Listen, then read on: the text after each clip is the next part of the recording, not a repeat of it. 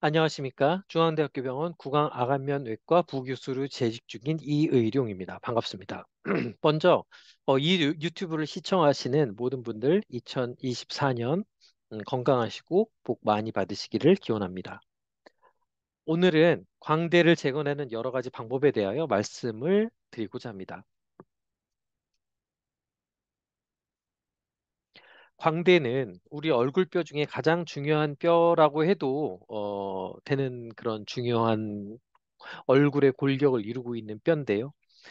이렇게 약간의 돌출이 있어서 이렇게 하이라이트를 받는 광대가 적어도 서양에서는 정말 아름다운 광대라고 그렇게 인식되어 왔고 요즘에 한국에서도 전에보다는 그렇게 생각하시는 분이 많이 있는 것 같습니다. 어, 저를 방문하시는 광대 수술을 하고 나서 재건을 원하시는 분들이랑 상담을 해보면은 광대 수술 후에 얼굴이 어, 어떻게 정확히 표현할 수는 없지만 눈매도 변했다고 그러시고 그리고 얼굴이 되게 적극적인 얼굴에서 소극적인 얼굴로 변했다고 그러고 자신감 있는 얼굴에서 자신감 없는 얼굴로 변했다고 그렇게 말씀하시는 분들이 굉장히 많습니다. 오히려 사각턱, 턱끝에 비해서 얼굴의 이미지를 정말 크게 변화시키는 것이 광대뼈의 변화라고 생각을 합니다. 그래서 이 광대 축소술인 경우에 굉장히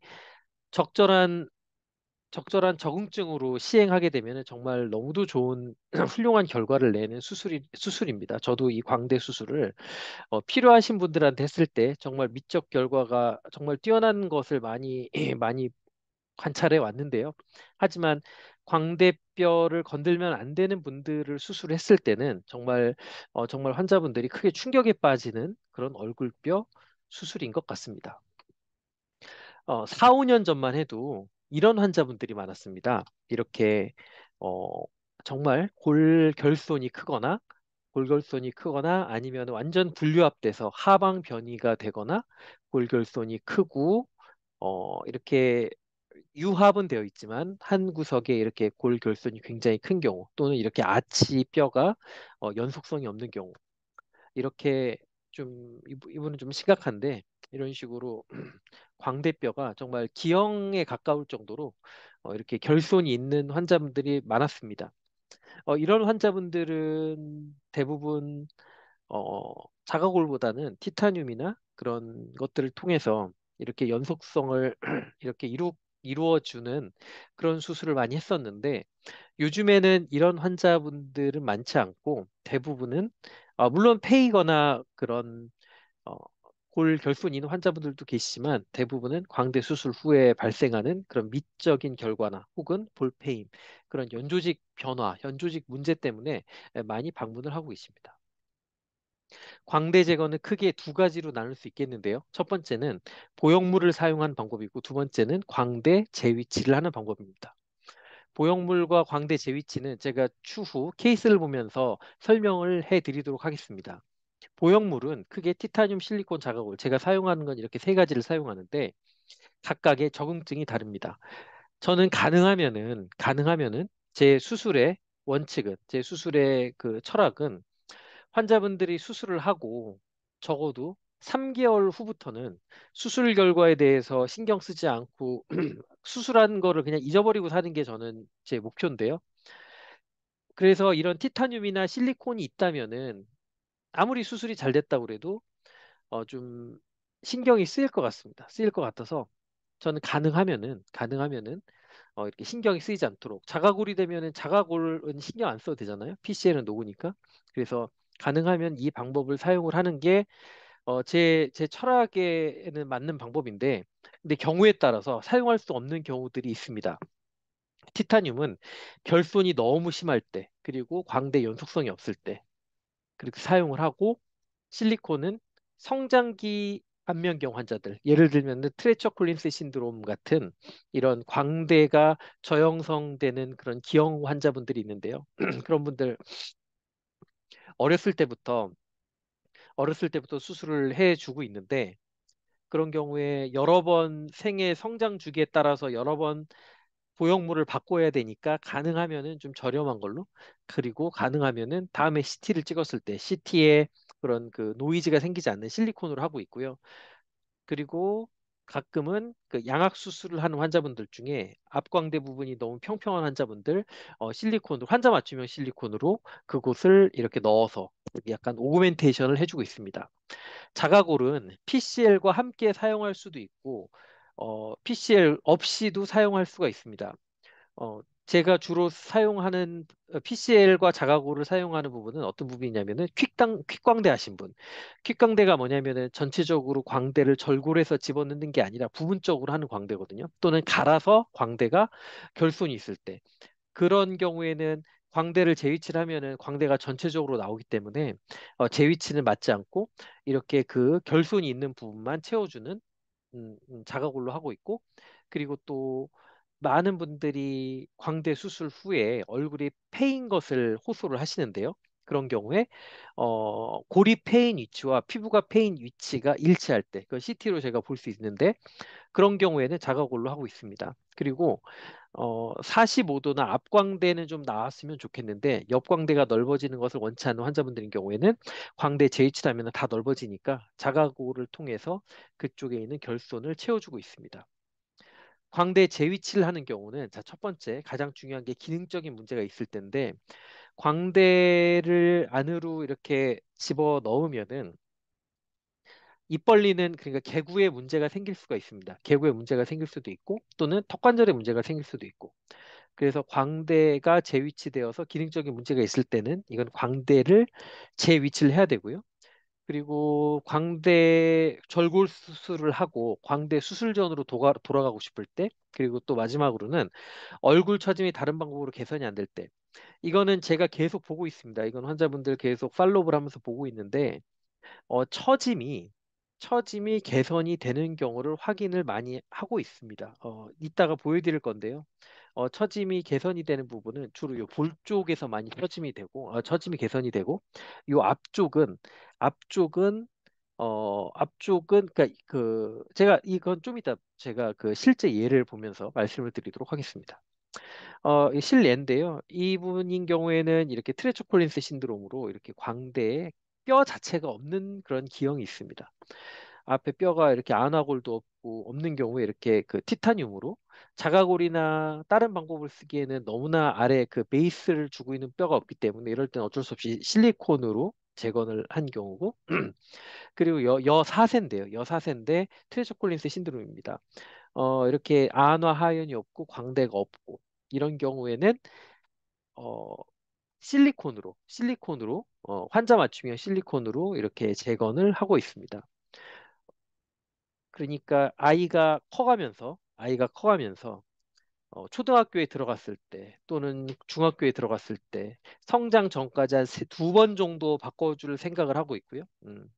그리고 이 친구는 남자 7세 트레초콜린스 신드롬 환자인데, 광대를 이렇게 디자인을 하고 실리콘으로 출력을 해서 넣어주면은 거의 정상에 가까운 안무를 얻을 수가 있습니다.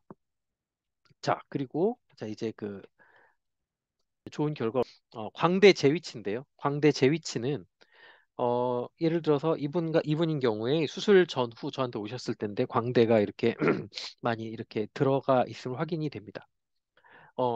이렇게 중첩을 해보면은 이렇게 광대가, 이건 모태고 수술 후에 이렇게 들어갔음이 확인됩니다. 이런 경우에 저는 그 디지털로 플래닝을 하는데, 자, 한번 제가 설명을 드릴 테니까 한번, 자, 이해를 한번 해 보시죠.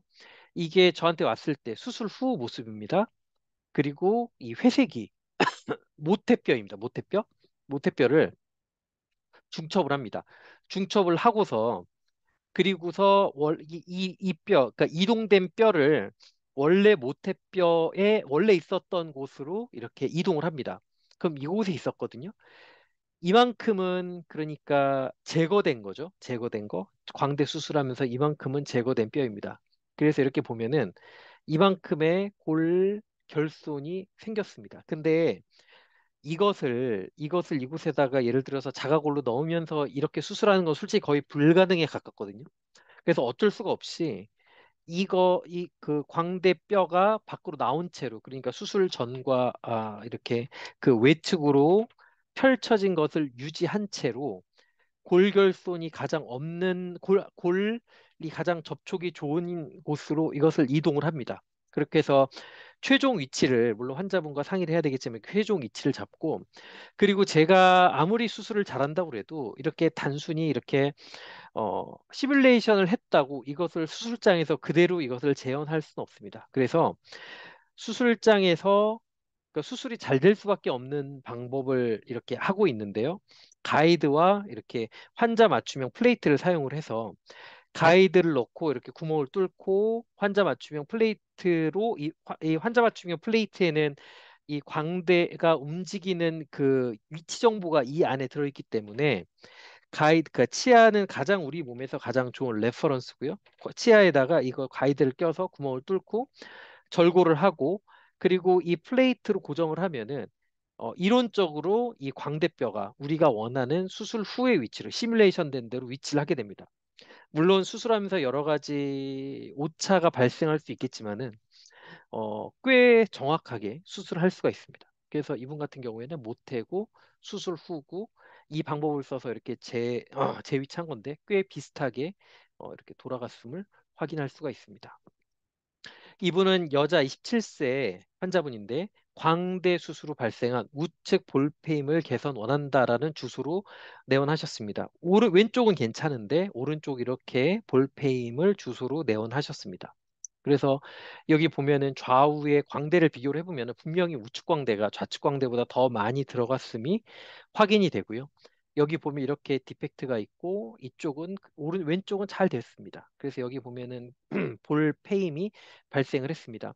근데 아까 제가 말씀드렸던 것처럼 볼페임의 위치와 그 뼈의 위치가 다르거든요. 그러니까 이거는 보형물로 넣어서는 제거는 힘들고, 또 전체적으로 이쪽 광대가 다 나와야 되기 때문에 제 위치로 계획을 세웠습니다. 여기 보시면은 여기 보시면은 어, 수술 전, 후 이렇게 제 위치가 됐고요. 수술 전, 후 이번 양악 수술도 같이 해서 이렇게 그 턱의 변화가 있는 거고요. 전, 후, 그리고 이쪽 왼쪽인 경우에는 한번 보여드리면은 수술을 안 했기 때문에 거의 변화가 없습니다. 수술 전후 변화가 없습니다. 제가 중첩한 거를 제대로 중첩을 했다라는 것을 말씀드리기 위해서 이걸 보여드린 거고요. 자, 그리고 얼굴에 어떤 변화가 있었는지 보시면은 전, 후. 여기에 있는 이거는 약간 이거는 그 노이즈 때문에 생기는 거고요. 여기 보시면 전 꺼져 있던 게 개선이 됐습니다. 전에 약간 꺼져 있던 게 수술 후에 개선이 됐고요. 약간 45도도 나왔고. 그렇게 해서 환자는 굉장히 만족을 하고 있습니다. 만족을 했고요. 자, 그리고 자, 이제 다음 환자인데, 23세 이분은, 이거는 모태고, 저한테 오셨을 때, 광대 축소술 후인데, 광대 수술 전으로 똑같이 돌아가길 원하는 환자분이었습니다. 그래서 수술 전후 보면은 아치도 들어가 있고, 앞에 45도도 들어가 있고, 특히 우측인 경우에는 약간 뒤로 후방 이동도 되어 있는 그런 경우였습니다. 그래서 이 결과만 말씀드리면은 수술 전, 수술 후, 그리고 제가 말씀드린 그런 시뮬레이션 후 환자 맞춤형 플레이트를 사용을 해서 이렇게 재위치를 했습니다. 상당히 광대 수술 전과 유사하게 잘 나왔고, 그리고 어, 이렇게 뒤로 들어가 있던 광대뼈 앞으로 나왔고, 뒤에 있는 아치도 상당히 수술 전에 비해서 그러니까 축소술 후에 비해서 수술 전에 상당히 유사함을 관찰할 수가 있습니다. 그리고 여기 한번 잘 보시면은 이게 이게 전이거든요. 전이고 후입니다. 전, 후. 여기 45도가 올라가고 볼을 보시면은 여기가 이렇게 올라갑니다. 체중은 거의 비슷하거든요. 이렇게 올라갑니다. 그 얘기가 저는 이게 뭘 의미를 하느냐면은 이게 처진 살들이 텐트에 기둥을 세워줌으로써 처진 살들이 이렇게 개선이 되는 것을 확인할 수가 있습니다. 하지만 앞광대 부분은 많은 환자분들이 이곳에 이렇게 살이 뭉친 것을 많이 싫어하는데 이 부분은 광대가 전체적으로 나오면서 이쪽은 같이 나올 수밖에 없거든요. 이쪽이 나오면 이쪽이 나올 수밖에 없습니다. 하지만 그러니까 우리 얼굴은 다 상대적이기 때문에 이것이 나온다고 그래도 얼굴에 살이 쳐져 있는 것처럼 느껴지지는 않는 것 같습니다. 그래서 제가 지금까지 경험해 왔던 그런 광대를 재건하는 방법에 대해서 말씀을 드렸고, 다시 한번 정리를 하자면은 광대를 재건하는 방법은 보형물을 사용할 수 있고, 그리고 재위치를 할 수가 있습니다. 부분적으로 광대가 패여 있거나 또는 깎여 있거나 또는 광대가 그 골이 패여 있는 부분과 그 연조직이 패여 있는 부분이 일치한다면은 보형물, 자가골, 실리콘, 티타늄을 해결할 수가 있고 또는 그리고 얼굴이 전체적으로 수술 전으로 거의 비슷하게 돌아가고 싶다거나 또는 전체적으로 나오고 싶다거나 그러면은 광대 재위치를 하는 게 좋은 결과를 얻을 수가 있겠습니다. 그리고 제가 느끼는 거지만 광대 수술은 항상 어렵습니다. 항상 쉽지 않고 필드도 좁고 그리고 또 흉살이나 이런 것들도 최대한 없이 수술을 해야 되기 때문에 또 신경도 있고 굉장히 어려운 부분이지만 제가 지금까지 경험한 바로는 적절하게 플래닝하고 적응증에 맞는 환자분이라면은 수술 후에 만족을 하는 경우가 훨씬 더 많았던 것 같습니다.